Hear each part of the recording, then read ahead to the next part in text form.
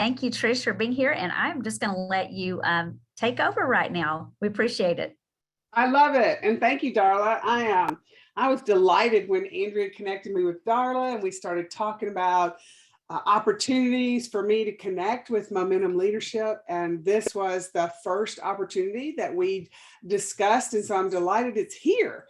And as we go through today, I'm going to ask you all, we may be small, but let's be mighty.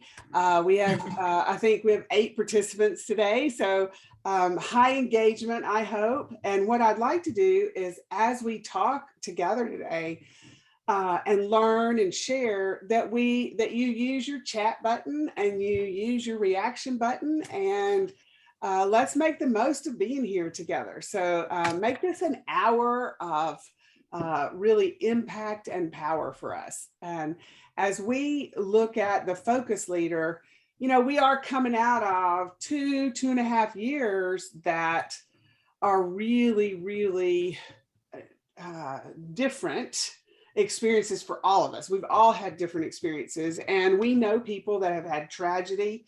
We know people who have had financial struggles, emotional struggles. Mental health is really emerging as a big issue now in the workplace. And as we think about how do we forge ahead, focus is so important. And so Darla and I and Andrea thought this would be a really good topic for us as we head into what's next, what's in store for us as leaders.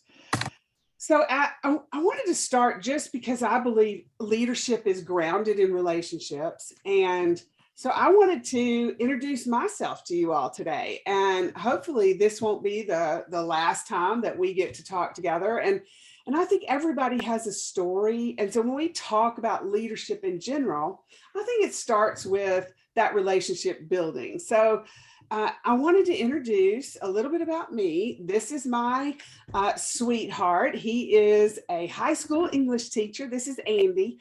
And we met in the mission field when we were both missionaries in Appalachia. And one of the things that's really neat about him is he loves kids and loves teaching high school kids. So I think bless him, right? I mean, I'm just so happy that there are people that feel called to be in that space. He is also the head tennis coach for the high school. And so he is really active in the school. This is a picture of my immediate family. We have 2 sons. They're in the back with Andy. My daughter-in-law is up front. The little one is my amazing grandson. He just turned 3. His name is Christian. I love it.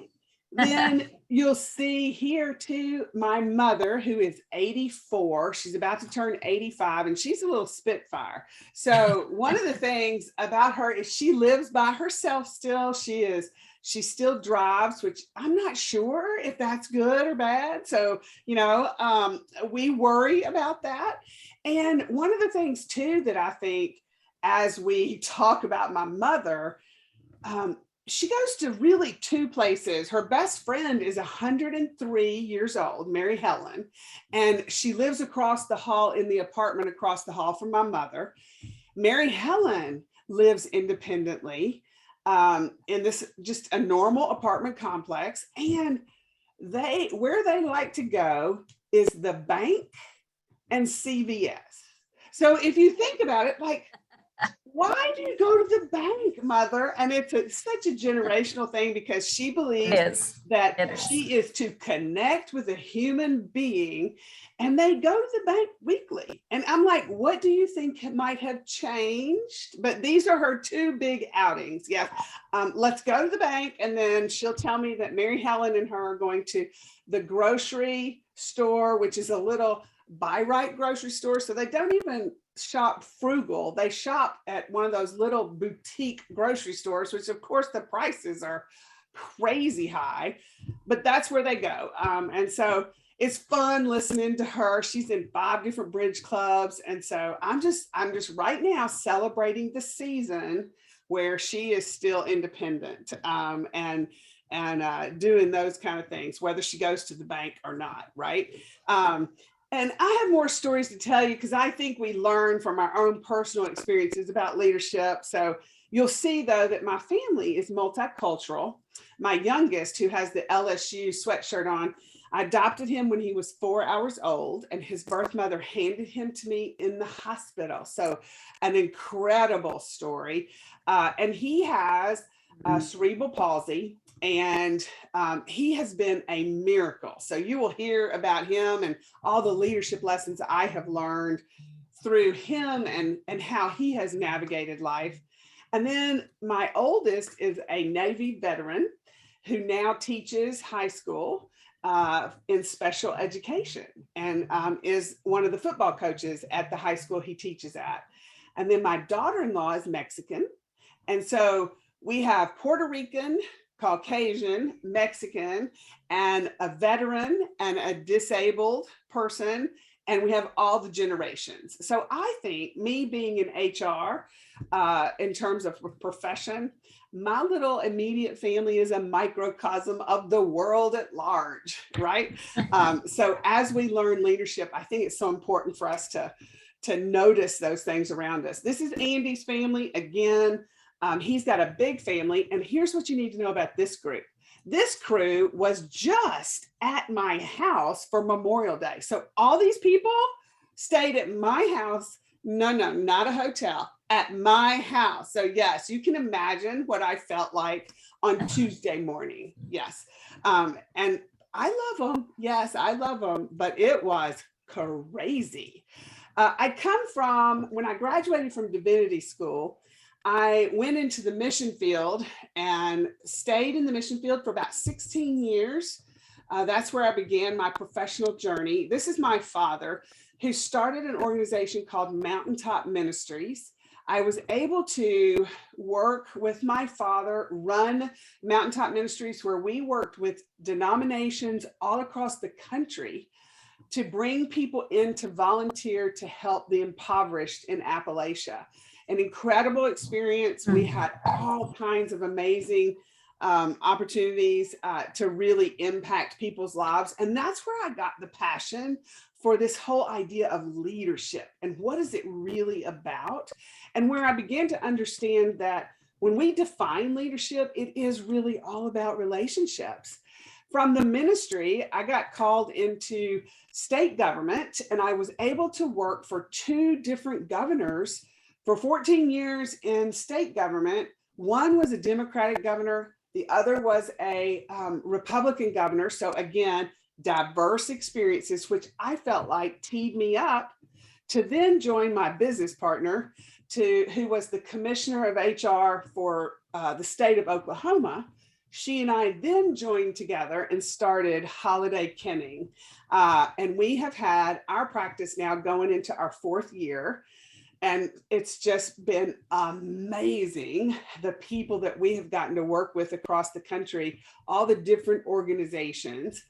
And also, besides being a partner at Holliday Kenning, I also am Vice President of Human Resources and Corporate Services for Nashville Electric Service. And the utility serves over 500,000 customers. We have multiple counties that we serve, and we have 1,000-member workforce, and we talk about being 1,000 strong. And being Vice President of Human Resources and Corporate Services is just an amazing experience, and I love it. It keeps me as a practitioner in the field.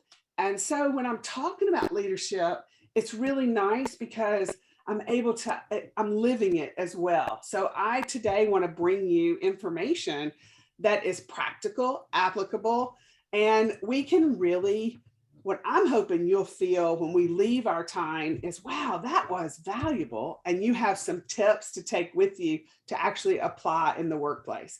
Now, I just had to show him one more time, Christian Alexander. I mean, we just have to celebrate, these little moments because they grow up so fast. But anyway, he's learning to swim now. He comes over and swims every day. And so watching this little 3-year-old swim is amazing. The courage he has. So anyway, we're having a blast with him. So here's what I want you to do. So I told you a little bit about me. Now what I want you to do in chat, I want you to write something, one of three things. Write something in chat that is interesting about your family, something unique about you, your family, something about your career that you enjoy, or something about something you really aspire to do. So in chat, write one of those three things for me, just so I can learn a little bit about you. And you all, again, I'm so excited you're using chat like you are. So you're going to write something about yourself, unique about you, what you do professionally, something about your family, something about your work. Just tell me something in chat. So Haley says, I aspire to connect social media professionals in Birmingham, bringing them closer to learn and grow from one another. And you know, that is a great aspiration, Haley. As everybody else is writing, I'll just comment on that one. How amazing it is that social media can really bring people together. And if it's used correctly and we leverage the technology, we can truly feel connected, even if we're not in the same space, right? And I think we've learned more and more about it. Katie says, family info. My sons are 12 months. Oh, Katie. And 5 days apart. I mean, you had them like, bam, bam. Are they best friends, Katie? That's what I want to know. And your husband is a middle school coach. That is amazing. I love that. And I think coaches are special people because that means they're dedicating their time to really helping people develop life skills, helping kids really succeed in life. Thank you for sharing that. Who else can share in chat about themselves? Let's see. So Kim, I have one child, 15 months or 15 years? Kim, is it 15 years? I hope to leave a legacy of a loving and secure childhood for him. I also want his friends to always feel at home when they visit, and today or 20 years from now. Oh my gosh, so true. And, you know, I'm thinking, how cool is it if your home begins to be a place where other kids know what it feels like to be safe and kids are gathering and having fun? I love that part. Yeah. I was a Cub Scout master for 9 years, and all those Cub Scouts would come to our house. Oh my gosh, we loved it. Let's see what else we got. We got Darla. I get to change women's lives by empowering them. I'm working on DISC certification to add that to the development of others. I have 3 daughters, 2 bonus sons, and 3 grand loves. Oh, I love that term, grand love. Can I steal that? That's fantastic. I love it. And let's see. Michelin, did I pronounce that right? My husband of 27 years is Black. We have 3 adult sons, 25, 22, and 20. My 22-year-old has autism, but he's high functioning and learning how to be an adult, still at home, drives and works at Publix. Oh my gosh, I feel so connected to you, Michelin. And see, awesome. I know. And see, to me, leadership is all about the story in each of us and how we become connected to one another and how we share that and taking the time. A lot of times, I don't think we take enough time to hear our stories, because it's in our stories where we then become connected and we can find strength in one another. Carly has a 3.5-year-old daughter. She needs to meet Christian, I think, and a 1.5-year-old son. And we plan to visit Aruba next year, where my mother-in-law's from. Oh, how fun is that? And now things are opening up, so those trips can be planned now, right? My husband and I were planning a trip to Santa Fe, and unfortunately, it's been burning. And so we had to cancel our trip for this year because they can't get those wildfires under control. That's tough, you know. I really appreciate everybody who has shared and just feeling connected to you all already based on, you know, our own experiences. So Claire says, I have 2 girls and want to be intentional about taking them on adventures, both in the US and internationally as they grow up. I mean, that gives them that whole big feeling, right? That whole big scope of what's out there. And there's so much to be seen and learned from travel. You are almost that Hilton commercial where they have, travel teaches us so much. You should sponsor Hilton, and you should get paid for that, Claire, is what I think. So as we go through today, here's our big ideas. This is what I really wanted to take a deeper dive and unpack with you today. I call it the triad of awareness. So when we talk about the focused leader, I want to frame it in that triad of awareness platform. And, focusing inward, focusing definitely on, who we are, it helps us cultivate not only our own skills, but then helps us then pay that forward and talk about how do we, develop others and how do we impact the greater society at large. So the triad of awareness is where we're headed today. So in chat, here's what I want you to write. So I have said today we're going to talk about the focused leader. I want you to write one word in chat that comes to mind when you hear the focused leader. What is that about? So when you hear, what's one word? Everybody write that in chat for me. Perseverance. Yes. What else? Intentional. Ooh, good, Claire. Yeah. One word, intentional. Yeah. When you hear the focused leader, committed. Ooh, I like that one. Motivational. Yes. So that when we're focused, we know that there's this intrinsic motivation that's coming out so that we can do great things. Haley says inspirational. And if we want to be really focused leader, we got to make sure we give time to each of these pieces, right? Katrina says awareness, and that goes back to what I call the triad of awareness. Absolutely, Katrina, because when we think about what it means, I'm going to break it down in 3 parts today, and to be a focused leader. And so first way I want to break it down. And I would like to spend like a half day with you all or a full day in full workshop mode, like with you in person, but I'll take a webinar because that's all Darla would give me right now. Right, Darla? Go ahead. You can smile. Yeah. And when we are talking about the triad of awareness, it starts with focus. Yeah. And here's the thing. What does it mean to focus on self? And I don't want you to take this as, well, wait a minute. I'm trying to have humility in my leadership. I'm trying to make sure it's about everybody else. Absolutely. But the old airplane story that says, when the oxygen mask drops, who do we put it on first? Ourselves. And then we put on the mask on others to help them, right? But we have to take care of ourselves first before we can care for others well. I learned that really when I was in the ministry and understood what it meant to care for others. If I wasn't spiritually feeding myself, I couldn't spiritually feed someone else.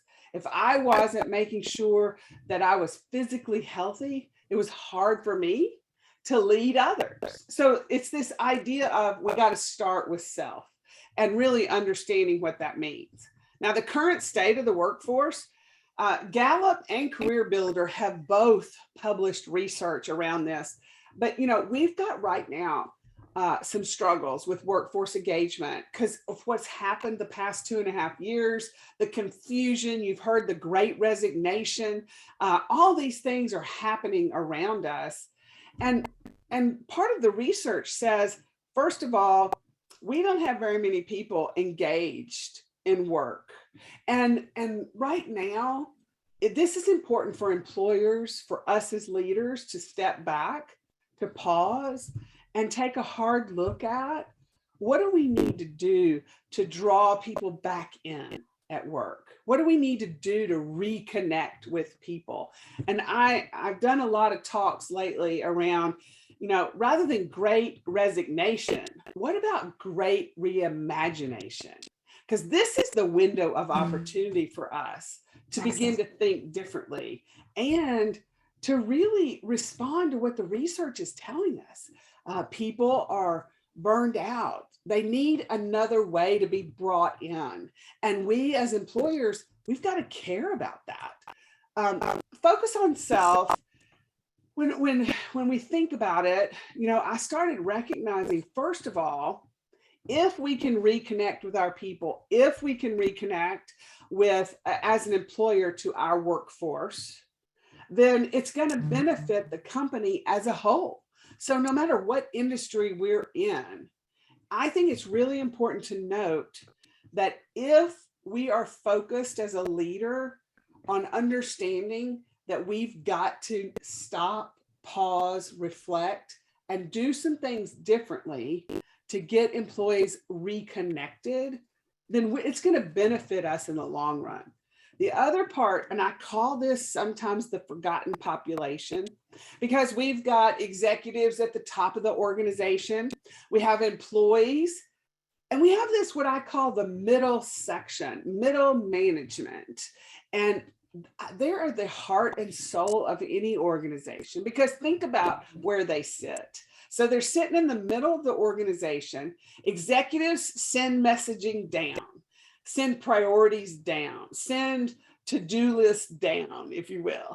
Employees are sending messages up, are sending perspectives up. And so our managers are getting it from both ways. And how they send communication down is really important. So their twist on it, their perspective, see, this is the heart of the organization. We have got to make sure that our managers are connected with the mission, understand fully what the priorities are, and are really championing the right message within our organization. Because it's that manager that is the secret sauce to success in a company. And we've got to make sure we equip them to be. And I don't know if you've heard this before, I'm sure you have. People leave their manager, not the company. So think about, again, when we talk about relationships, right? When we talk about relationships, if an employee and a manager are not connected, then work is not significant. I'm not finding value. I am struggling. So therefore, I am looking for something else, because that's not sustainable. So what we as leaders have to do is focus on making sure our managers are really understanding their role as a leader with their employees. And I want us to look at that today. So if we're focusing on Trish, yeah, go ahead. I can really relate to that. I had one job that I had. I absolutely loved the mission of the organization. I loved what I was doing. I loved the people I was working with, the lives we were changing. But the gentleman over me was that I had there and place it somewhere else with people who value humans. Yes. I can relate to that. And if you understand, and also what you're sharing, Darla, is what I don't think that's unique to many. I think we all have experienced at some point feeling like, wait a minute, I don't feel valued in this relationship, right? Which causes us to say, am I in the right place? And I love my job, but you're not making it a place where I want to be, for instance. Absolutely. And so when we're focusing on ourselves, here's some questions I want you to ask yourself. There's 4 questions. And this is kind of the, Covey's 7 habits of highly effective people, and he calls it sharpen your saw. Well, this is our sharpen your saw moment. These are 4 questions I want you to think about. So where does your energy for your work come from? And when you get up in the morning, where's the passion for what you do and how you impact the world at large, your community, your team, inside your organization. So where does your energy come from? So let's take a look at that. 4 questions about passion. So one question is, what impact does your work have? So here's what I want you to put in chat for me. I want you to think of someone who is helped by your services, by what you do at work. Who is helped by that? Would you name those in chat, please? Think of someone who is helped by your services. And this helps us understand the impact we have when sometimes things are, we're working at warp speed. We're in this whirlwind. Everything is happening. It's important to recognize what kind of impact your work has on others. Does anybody have an idea of someone who is helped by your services, by what you do at work? Who is impacted positively by what you do at work? Any ideas? Female leaders in various organizations? Yes, absolutely. And what, Darla, you're in such a great spot because you get to tell so many stories of how leaders have grown, have connected with each other. Yes. A lot of us can be jealous about that because you can empower so many people. Absolutely. Carly says, all of my associates, I work in HR. Carly, you and I should be connected. I work in HR. And I impact engagement. And see, when we know that, like Carly, when you know that's what your impact is, that helps you get up in the morning and get into work with this sense of passion, right? Somebody else, what impact does your work have? Someone who is helped by your services. Anybody else got any ideas? Kim says, hopefully everybody. Yeah. What is your particular service, Kim?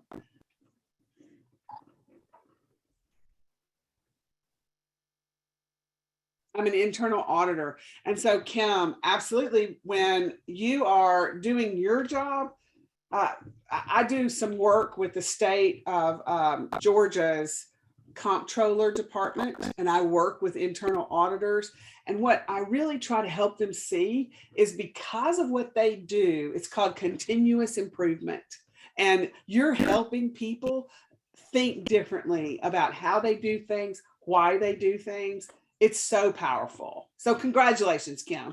I love that. Denise says my direct reports and shaping their career goals. Oh, and Denise, you work in HR too? Oh my gosh, like this is great connection, you all. This is fantastic. And what I want you to do, Michelin says, my employees, HR, injured workers, transportation, work managers, finance subs, I'm the risk manager. Oh. And sometimes I speak at those risk management conferences. Wow. Michelin, I just went to one. I just was the keynote speaker at Primex, which is a risk management conference they held in New Hampshire this year. So that was fun. I really liked going there because it was in person even, like, whoa. Yeah, that was really fun. But here's the point. When we think about the impact our work has, it helps bring out our passion so that we know we're having impact. The second question that I think is important for us to think about is, what are my strengths? How am I using my strengths in my current role? So in chat, will you all put, what is one of your top strengths? What do you do really well? Let me hear from you. What do you do really well? Name a strength of yours. Connection, Darla, absolutely. If you didn't have that strength, you wouldn't be good at what you do, right? Listening, Kim says, and Kim, you've got to, as an auditor, you got to listen because you got to understand what they're doing in order for you to come back with your recommendations, right? Carly says, let's see, Carly, did I see that? Relationship building? Yes. Kim, listening, said that. Darla, enthusiasm. Michelin, am I pronouncing it right? Michelin.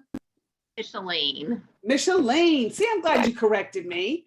I didn't want you to hear me pronounce that wrong the whole time. Micheline said communicator. And being a great communicator is not something everybody's good at. So that strength, to leverage that strength, kudos to that. And Denise says problem solving. I love problem solving too. I love getting a group together and saying, here's our problem. Let's solution it together. Oh my gosh, I love that. Yeah, Micheline says, I love problems too. Seeing the big picture, Claire says, and distill down elements and their impacts and maybe connector. Here's what I want you to take away from this question. In your roles on a day-to-day basis and those that you're working with, we need to make sure that people are able to use their strengths, because that's when we enjoy what we do.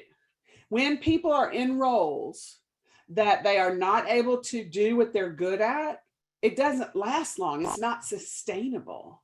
And so reminding ourselves of what our strengths are help us as a focused leader understand what we need to be contributing. So really understanding what your strengths are is so important. Now, the third question I want you to ask is, who am I developing and mentoring? Because part of being, when we focus on ourselves, is also beginning to say, who am I helping in their careers? Now, Darla, an easy answer for you on this, right? And what you do on a daily basis.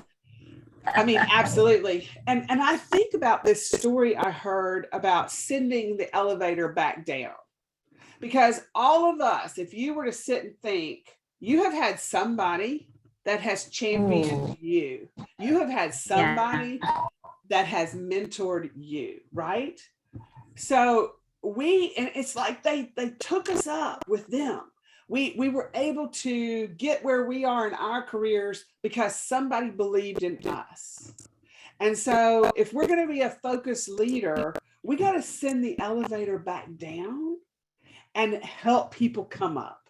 So that's part of the role of ourselves as leaders, is developing others and making sure that that's part of our regular daily experiences, is helping others succeed. The fourth question to focus on self is, am I keeping passionate company? Now, this is a nice pause and check question, because I am a firm believer that negativity creates a toxic environment. And so if we have toxic colleagues, if we have negative colleagues who are not helping to produce positive forward thinking, then it's pulling us down. So thinking about pausing and stopping and saying, you know what? Am I keeping passionate company? And am I keeping company who is helping me to continue to look ahead, to develop others, to be positive, to look for good solutions? That's a really important question when we're focusing on ourselves as a leader. So here's a formula I want to offer to you all when we're talking about the focus of self. Why do some people accomplish more than others? I mean, I'm sure you've asked this question at work at times, befuddled as to why does Susie get it and Josephine does not? So what is a differentiator there? What causes people to accomplish more? And when we look at the research around this, there's a formula I want to show you today. So the formula starts with talent, which is the sum of gifts, knowledge, experience, all rolled up, right? Character, attitude, ability to learn and grow. So our talent times effort equals skill. So we start with that formula of talent times effort equals skill. So we bring skill to the table.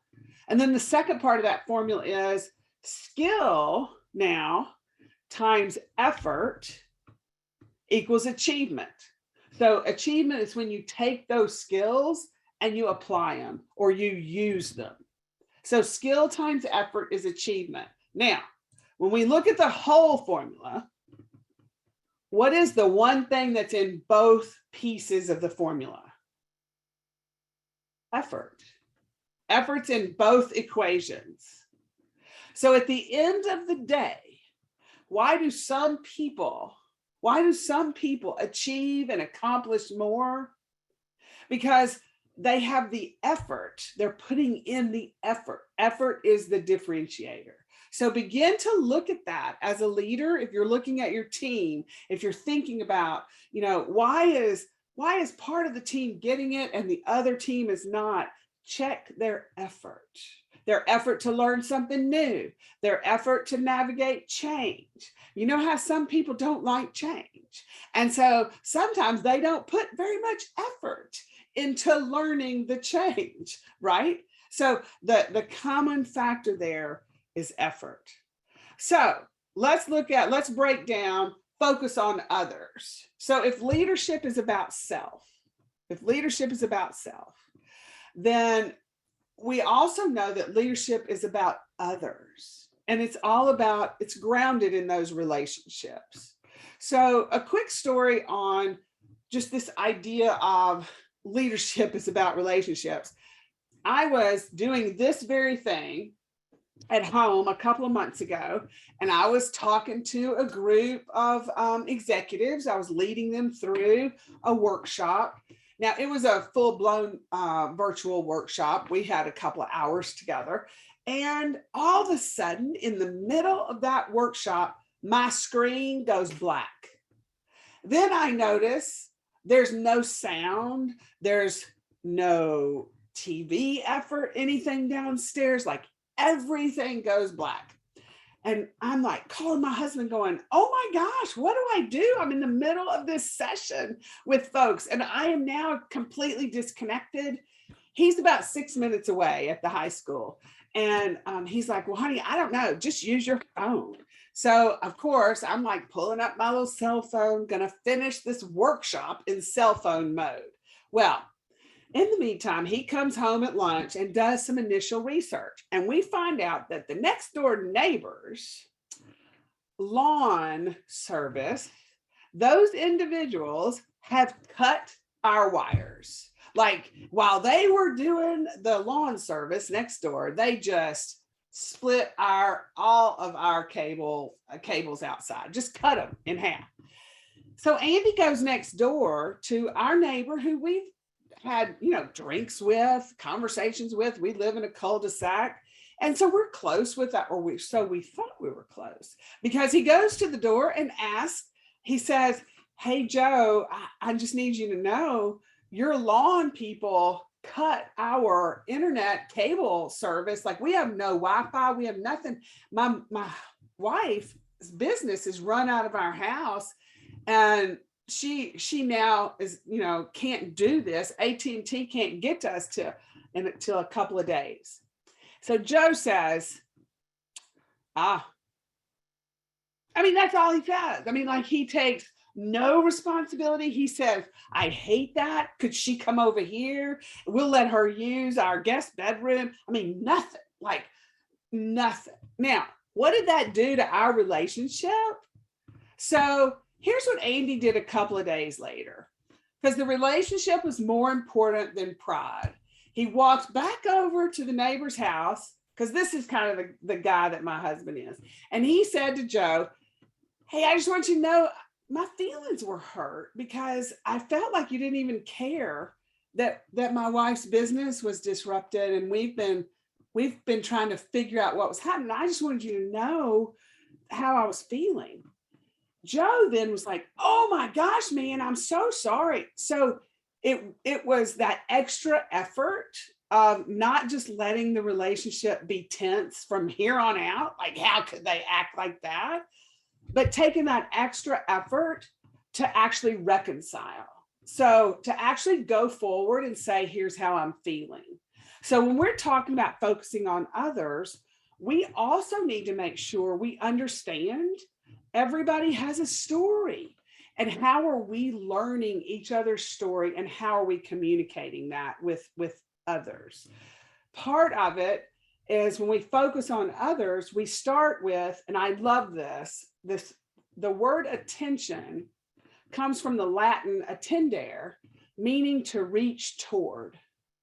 So if we are going to be a focused leader and we're focusing on others, then it's the act of reaching toward them. It's the act of making sure we're being that communicator. We're engaging with them. We're inviting them in so that we're connecting with them. We're sharing our feelings, the way that we have experienced something, but we're reaching toward others. And that really does hit on this idea of emotional intelligence.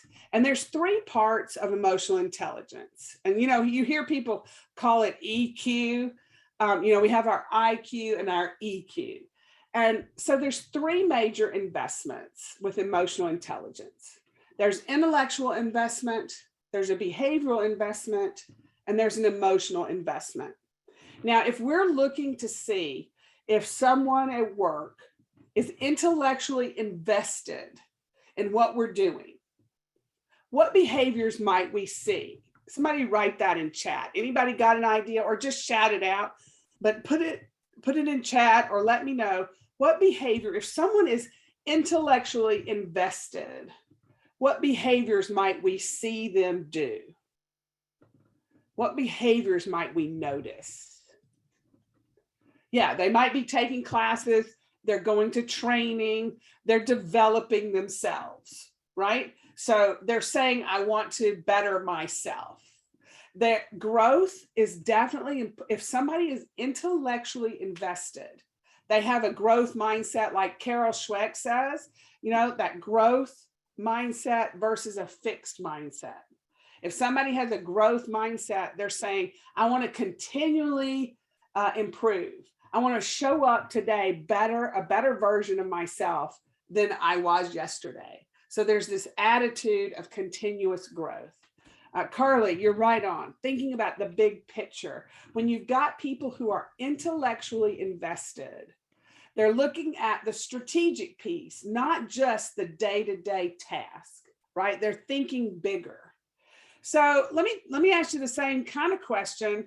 If somebody is behaviorally invested, so that means you can tell that they are engaged. What are they doing behaviorally?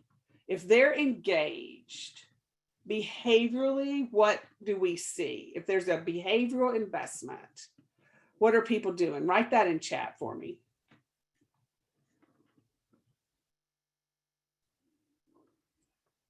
So they present and oh yeah, they're present and active in meetings and conversations. They're not leaning back like this. They're not like this, right? They are demonstrating behaviorally they're interested.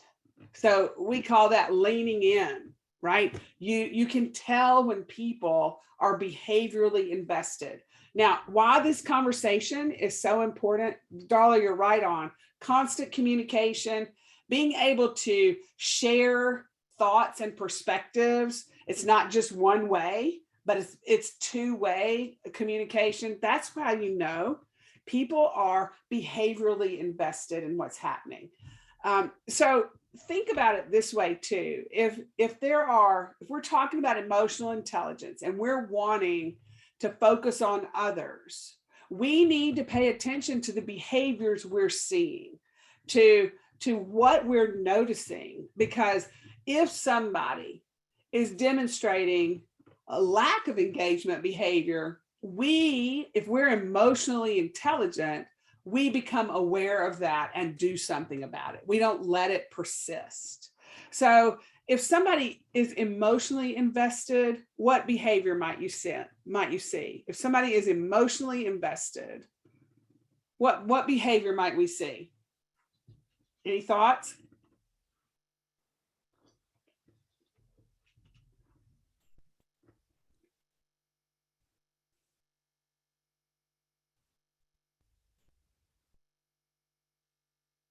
They focus on others. Yep. They have empathy. So if somebody, employees right now are wanting to be cared for. They're wanting to know that their leaders know who they are and understand their circumstances. I have a team member who is taking care of her parents right now, and it is an emotional drain on her. If I didn't understand that personal situation with her, I would not understand the actions or behaviors I'm seeing at work, which might be a little disconnected. It might have a lack of focus. I might be noticing some separation from tasks that she's doing. But I got to understand who my people are. You know, Ken Blanchard says, we cannot manage by the group. We have to manage by the individual, which means we have to know each other's circumstances to be truly emotionally intelligent.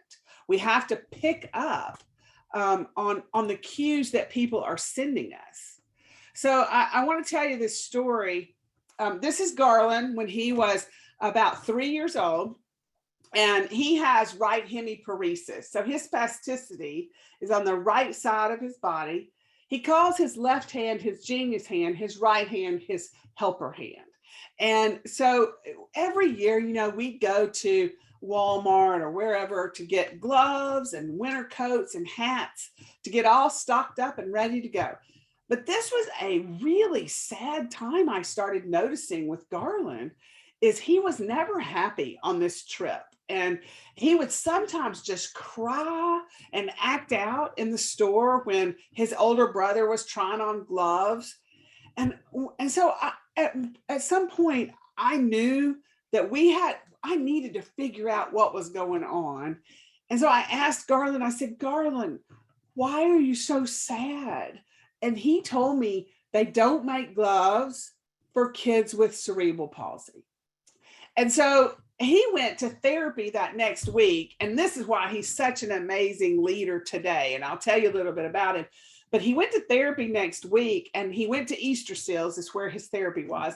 And his occupational therapy at the end of the session came out, and she was holding these 2 gloves. And she said, you won't believe what Garland did today. Is he drew them out on a tablet, got the material, and we sewed them together. He made gloves for cerebral palsy kids, because his problem was that, you know, the fingers don't fit into, and regular mittens have a thumb that have to go. And so he made gloves for CP kids. Easter Seals National did a big write-up on him and put it in their big national newsletter. And what was so amazing about that was Garland, I was not paying attention enough to recognize that I was putting Garland in a very uncomfortable spot. And it taught me an emotional intelligence lesson that I've got to ask, you know, what's happening? I've got to be emotionally cued in, right? So part of that awareness is being able to know what's happening with the people around us. You know, humility really does enjoy the strength of others. At the end of the day, if we are humble leaders, it's all about how we're helping other people succeed. And how are we acknowledging that? One last story, and see, Darla, I told you an hour would never be enough for me. But here's what I wanted to share. So that's Andy, and this is Garland. He was a little older at this time. And I don't know if you remember this, but there used to be a store called Blockbuster. Does everybody remember Blockbuster? And I know I'm sharing I'm telling you how old I am. But so we would go every Friday night. The family would go, and Denise, thank you for remembering Blockbuster, because we'd go every Friday night and pick out the family movie, and family and popcorn and pizza was a big thing we did on Fridays. Well, so this particular Friday night, Andy, now, and also I don't want you to judge my parental skills today, because I did let Garland drink Mountain Dew at 2. Like Mountain Dew was his drink, and so I let him have it. He loved Mountain Dew. He still loves it today, but no judgment on my parental skills here. So they were going to Blockbuster. Garland had his Mountain Dew in his hand. Andy hits this pothole and his Mountain Dew just goes everywhere. Now I'm talking down the front of him and also all the way down. And thank you, Kim. I do have to do what I got to do. Yeah. Here's the thing. That Mountain Dew covered even uncomfortable places, right? So they get to Blockbuster. Andy says, "Hey, Garland, come on, buddy, let's go pick out the family movie." And Garland says, "Nah, you go ahead." Andy, knowing what had just happened, he took his water and he poured it all the way down himself, and just without saying a word, just took it and drenched himself exactly in the places that were uncomfortable where Garland had spilled his Mountain Dew. He looked at Garland and said, "Let's go." And Garland got out of the car and together they went in and got a movie. And it was at that moment that I realized, first, I had married the right guy. Second, Andy really taught me that we have to pick up cues without using words sometimes. We've got to notice, if we're going to focus on others, what's happening around us, what their emotions are, how are they showing us their investment, what's missing in the formula, right? So where are they not connecting? And that's where you and I, as focused leaders, that's how we can respond.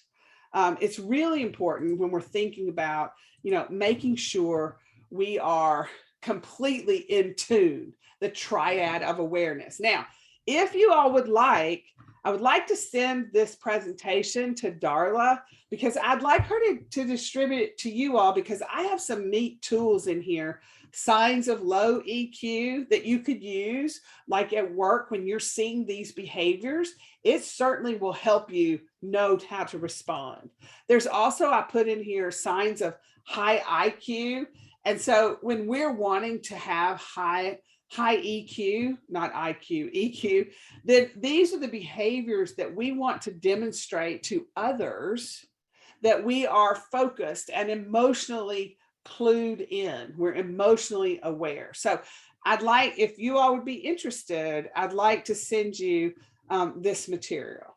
And as we draw to an end, I have 3 minutes left. I'm going to take every second. I want you to think about this idea of focus on greater good and what's your impact. So one, positive thinking is key. Positive thinking is a differentiator. Daniel Coleman said, wise leaders focus on the greater good. It's about us being attuned to those who need help, whatever help that might be, right? Also, like Larry Brilliant said, he's president of the Skoll Global Threats Fund, and he says civilizations should be judged not by how they treat people closest to power, but rather how they treat those furthest from power. And that really resonated with me in terms of how do we make a difference? How do we make a difference in this world? And how can you and I impact the greater good? And I thought, it's all in our mindset. It's all in how we think and present ourselves. How do we show up? When we cross that threshold at work, what's our presence saying? Are we ready to go? Are we ready to have high value day? How are we communicating through our nonverbal and our verbal language to others? There's two types of people. One, and this is what I call them basement people. And basement people is one type of person. And this is, they bring people down. They're discouraging. They criticize all the time. I'm not talking about critical thinking. I'm talking about criticizing. I'm talking about being impatient. Also, I don't know if you know people like this, I do, who hold grudges, who can remember something from 5 years ago and won't let it go. And so it's keeping a person down, for instance. And then the other thing I think basement people do is they take all the credit. They take all the glory. They want it to be about them. The other type of person, so there's two types. One, basement people, And then I think there's balcony people. And that, if we're going to be the focused leader we need to be, I think it is about standing on the balcony, reaching towards others, cheering towards others, and helping people advance and succeed and celebrate.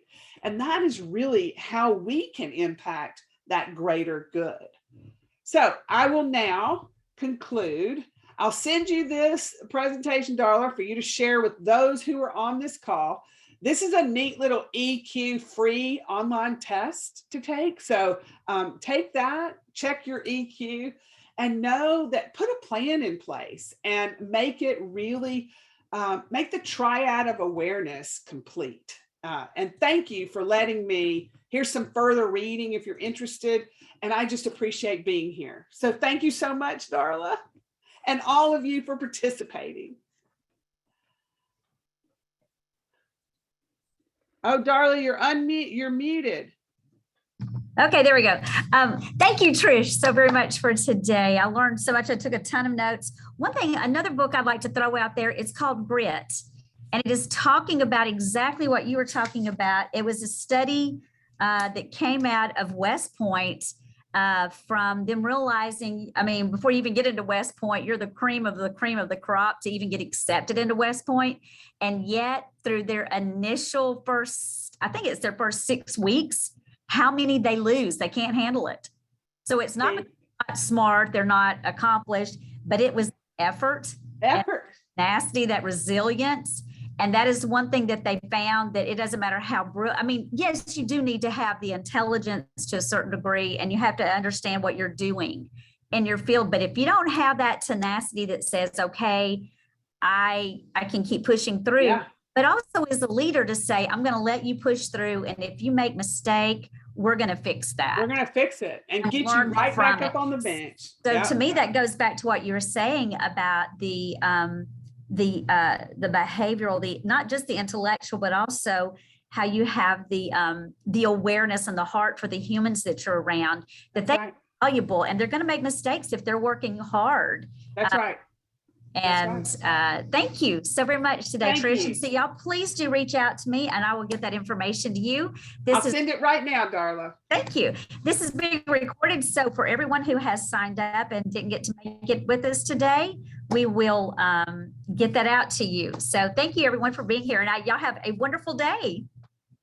Thank you. I'm so glad to have met you all. Yes. Thanks, Trish.